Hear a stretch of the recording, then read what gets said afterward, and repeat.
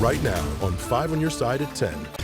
Tonight, St. Peter's sewage creeps inside people's homes. 2 to 3 inches of water already formed in the hour that I was gone. So who's at fault? The massive cleanup bills residents are racking up while they wait for help. Badly needed rain. It's in the forecast for part of the weekend. When the rain arrives, how much will fall, and when it moves out as you're making your weekend plans. Plus, our top story tonight, the growing concerns in one neighborhood after a St. Louis police cruiser collides with another car. Good evening, everyone. I'm Kelly Jackson. And I'm Mike Bush. That two-car crash happened 2 nights ago, but it's still sparking controversy. Just a few hours ago, 5 on your side's Robert Townsend spoke with one neighbor whose car was damaged in the collision. Robert joins us live from St. Louis Police Headquarters downtown. Robert. Mike and Kelly, tonight there are still a lot of questions surrounding the crash that involved a St. Louis police officer. Now, one furious neighbor is among those looking for answers.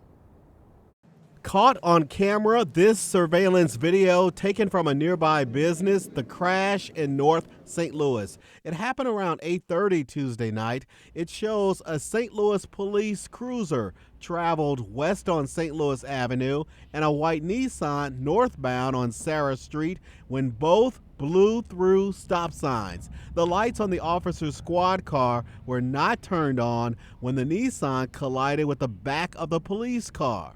And I couldn't believe it. Eva Keys says she rushed outside after her roommate heard the loud impact. Keys says after the initial collision, the police car flipped over, knocked down a concrete barrier, damaged a second barrier, and pushed her roommate's red Ford Explorer several feet into her white Oldsmobile parked outside their home. The police car ended up on its roof. Remarkably, no one was seriously hurt. When I came outside, the fire department and everybody, they were here. Then I noticed how, my vehicle was hit. I'm gonna tell you, I blew my stack. I didn't have a choice. She and other neighbors are still wondering who was at fault. 5 on your side reached out to St. Louis police about the crash investigation and Eva Keys' concerns, but we haven't heard from them. Meanwhile, Keys is clear on what she wants from the police department. I want them to fix my car. Could this have been avoided? Yes, sir. How? Stop at the stop sign. It says stop, so what stop means to stop. So again, at this point, no one from this police department has told us anything about the investigation, the police officer, or the other driver who was involved in that crash. We're live downtown. I'm Robert Townsend, 5 on your side. Tonight, the St. Louis City Justice Center is 2 oversight board members short. Both of them, including the board's vice chair, have resigned, criticizing leadership at the facility. Janice Mensah served as vice chair of the Detention Facilities Oversight Board. The group is tasked with monitoring abuse at the city jail. In Mensah's resignation letter, it read, quote, Warden Jennifer Clemens Abdullah should be fired. The City Justice Center should be closed. Mayor Tashara Jones should be ashamed. I resign. Fellow board member Mike Milton resigned today, saying, I'm stepping down from this idle and ineffective board. Mayor Jones made a number of progressive campaign promises of transparency, but instead we faced constant obstruction. Mayor Jones responded saying she stands by the jail commissioner. I absolutely have confidence in Jennifer Clemens Abdullah still leading our City Justice Center, or the CJC. She has overseen upgrades of several $1 million to make sure that the doors and the locks work. It's not a jail if the doors don't lock. And is overseeing new programming coming into the jail, as well as new health care. There are a whole host of issues that need to be addressed with our facility, and I absolutely have the confidence that Jennifer Clemens Abdullah can lead the CJC through those changes. Mensah has called for the jail's leader to resign before and was handcuffed and cited for trespassing during a demonstration outside the jail in August. During an interview last month with 5 on Your Side, Jennifer Clemens Abdullah, the commissioner, defended her work and said many of these problems started well before she took over the position. Tonight, a mother and her child are safe after 5 men broke into their home. It happened last night in North St. Louis County. At least 2 of the 5 are in police custody, Nathaniel Gibson and Jaden Martin.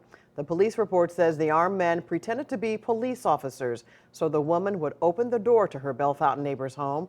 They forced themselves inside, ransacked the house, and stole the woman's keys and purse, all while pointing guns at the mother and son, according to police. Police got to the house. By the time they were leaving, they chased them down and caught Gibson and Martin. They're each being held on a $500,000 bond and face more than a half dozen charges. Tonight, one person is dead after a crash on I-255 in St. Clair County. This happened at 7:45 this morning. Illinois State troopers say when they arrived, a van was in a ditch in between two bridge crossings.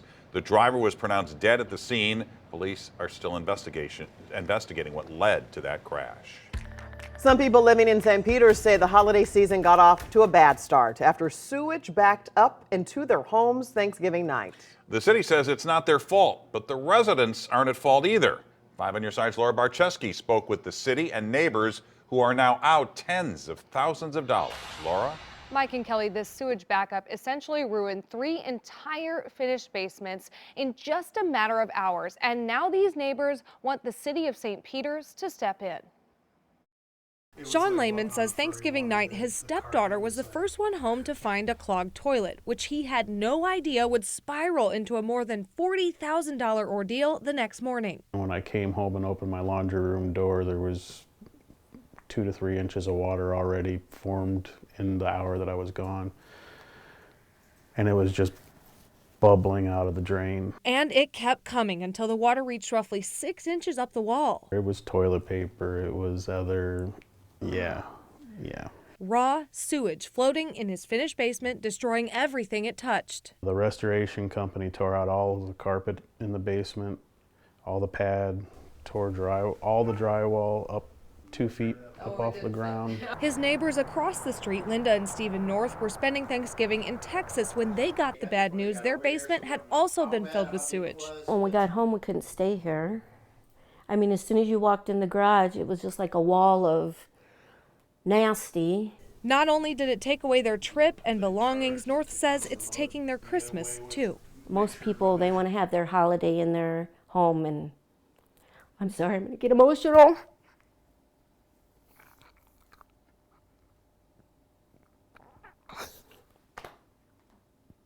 I can't have my grandkids like I usually do in my home. Lehman and North tell us the city of St. Peters told them it can't help them with the cost of damages. The city sent us a statement saying in part because the city of St. Peters was not aware of any blockage before the backup happened and did not have the opportunity to clear a blockage if one existed, that claim was denied by the insurance claim administrator. It's just totally unacceptable.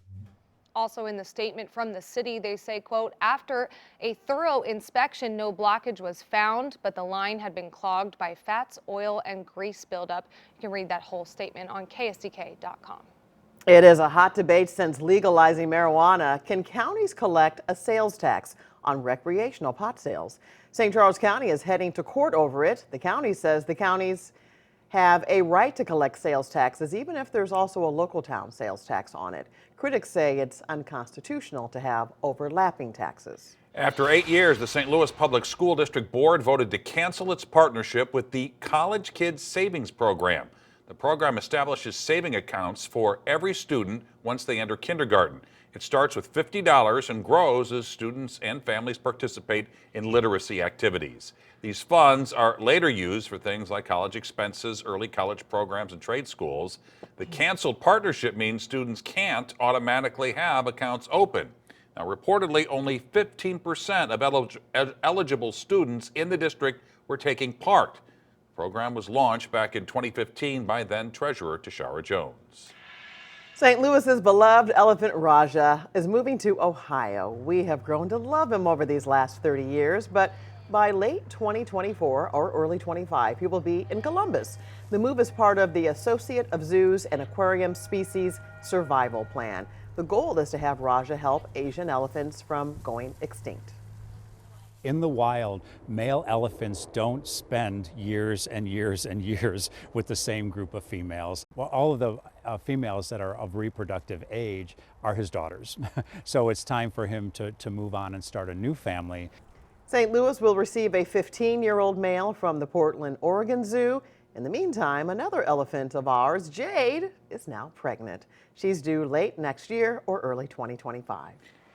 It's a new era in St. Louis hockey. Tonight, the Blues played their first game since firing head coach Craig Berube, the only coach to ever lead them to the Stanley Cup. Corey Miller is here to let us know how interim coach Drew Bannister did in his debut. Corey? Mike, the Craig Berube firing came as a shock to many Blues fans, as well as the man now tasked to replace the Stanley Cup winner. Today was the first day of the Drew Bannister era for the Blues, and he got thrown right into the fire.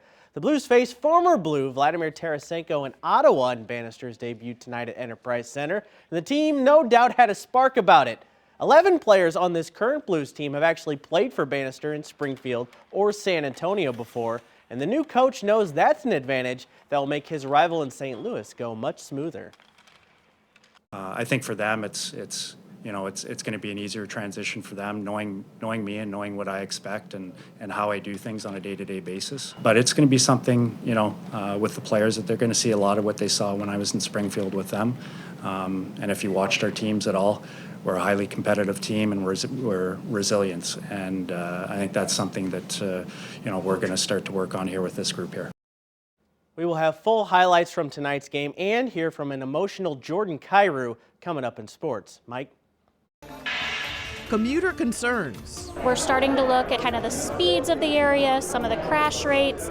How to make your voice heard before any new road projects on I-70. Does the pen you use to write checks make it harder for criminals to steal from you?